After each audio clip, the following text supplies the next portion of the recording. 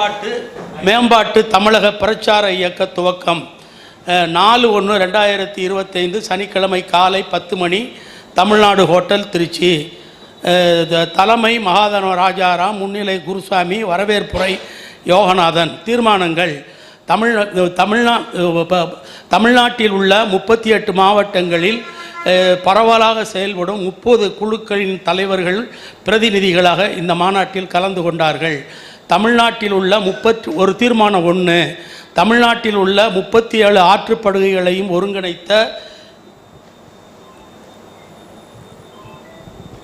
37 ஆற்றுப்படுகைகளையும் ஒருங்கிணைத்த குறு வடிநில பகுதிசார் தற்சார்பு நீர் மேலாண்மை திட்டத்தை நிறைவேற்றுவதன் மூலம் ஏற்கனவே உள்ள சுமார் 39,000 நீர்நிலைகள் போக 200 TMC கூடுதல் கொள்ளளவுக்கு 200 நீர்நிலைகளை நிர்ணயம் செய்து 25-26 நிதி ஆண்டில் பிரத்யேக திட்டமாக நிறைவேற்ற வேண்டும்.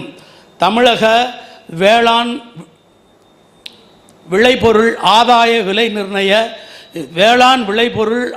விலை நிர்ணய சட்டம் இயற்றி சந்தையில் அரசு நிர்ணயித்த விலைக்கு குறைவாக விற்கும் நிலையில் அந்த விலை குறைவை ஈடுகட்டும் வகையில் அரசின் நிதிநிலை அறிக்கையில் ஒதுக்கீடு செய்த மத்திய சட்டம் இயற்றப்பட வேண்டும். 3, மக்கள் நலம் சார்ந்து சிந்திக்கவும் செயல்படவும் பொது கொள்கை வரைவுகளில் அரசாங்கத்துடனும் அரசியல் கட்சிகளுடனும் பேச்சுவார்த்தை நடத்தும் தகுதியுடைய மக்கள் சமூக அமைப்பு ஒன்றை சிவில் சொசைட்டி ஆர்கனைசேஷன் பிரகடனம் செய்வது. 4, கன்னியாகுமரி மாவட்டம் முல்லையாறு முதல் திருவள்ளூர் மாவட்டம் கொசஸ்தலையாறு முடிய 37 நதிப்படுகைகளில் தொடர் பிரச்சாரத்தை நடத்துவது என்றும் அதன் மூலம் தமிழகத்தில் குறு வடிநில பாதுகாப்புக்கு தமிழக முதல்வர் அவர்களை காவேரி பாசன தலைவர் மகாதானபுரம் ராஜாராம் தலைமையில் சந்திப்பது என்றும் முடிவு செய்யப்பட்டது. எப்போ போகிறோன்னு நம்ம இப்போ முடிவு பண்ணுவோம். அதை ஐயா பேர் அவர் பேர் இருந்துச்சுன்னா தமிழ்நாடு கவர்மெண்ட்டு கண்டிப்பாக நமக்கு தேதி கொடுக்கும். அவங்க தலைமையில் நம்ம கண்டிப்பாக முதல்வரை நம்ம சந்திக்கிறோம்.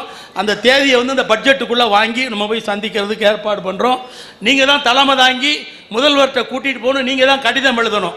காவேரி பாதுகாப்பு விவசாய சங்க லெட்டர் கேட்டில் ரைட்டா.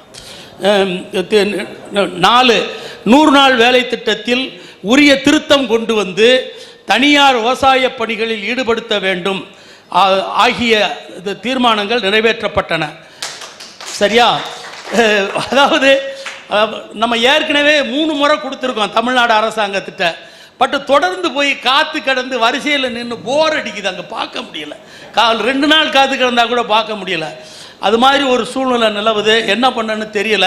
பட் இந்த மட்டும் ஒரே தந்திரம். இதுதான் நம்மக்கிட்ட இருக்கிற ராமபானம். இந்த ராமபானத்தை செலுத்திடுறதுன்னு முடிவு. ஆனாலும் அவர் தலைமையில் நாம் போய் சந்திக்கிறோம். அவரே எழுதி பெர்மிஷன் வாங்குறாரு. அவர் எழுதுனா பெர்மிஷன் கொடுத்துருவாங்க. ஆமாம், கண்டிப்பாக பண்ணுறோம். தமிழ்நாடு முதலமைச்சரை இந்த அடிப்படையில் போய் சந்திப்பதற்கு நீங்கள் முயற்சி பண்ணணும். உங்கள் மூலமாக தீர்மானம் போடணும். நாங்கள் இந்த மாதிரி ஒரு அமைப்பை வச்சுருக்கிறோம். இந்த அமைப்பு உங்களை சந்திக்கணும். இந்த பிரச்சனைகளை நாங்கள் பேசணும். அரசியலுக்கு அப்பாற்பட்டு இதை சிந்திங்க அப்படின்னு சொல்லி நீங்கள் உங்கள் கடிதத்தில் எழுதி பெர்மிஷன் வாங்கணும். நீங்கள் ரைட்டா? இது உறுதியாக முடியும். எனக்கு அந்த நம்பிக்கை இருக்குது.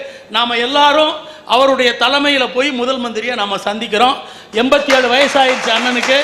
அவர் உங்களுடைய வாழ்க்கையில் இது ஒரு பெரிய காரியமாக செய்து கொடுக்கணும்னு சொல்லி அவரை நாம் வேண்டிக்கிறோம். கலைஞர் கருணாநிதி இருந்த பொழுது பவர்ஃபுல்லாக இருந்தார். அன்னை ஜெயலலிதா இருந்த பொழுது பவர்ஃபுல்லாக இருந்தார். இப்போ ஸ்டாலின் இருக்கிற பொழுது பவர்ஃபுல்லாக இருக்கிறேன்னு நிரூபிக்க போகிறார். ரைட்டா? ரைட், அவ்வளோதான். இப்போ இதுதான் இப்போ நம்ம என்ன தீர்மானம். அந்த தீர்மானத்தை நம்ம பத்திரிகைகளுக்கு அனுப்பிடுறோம். யோகநாதன் பெர்மிஷன் கொடுக்கணும்.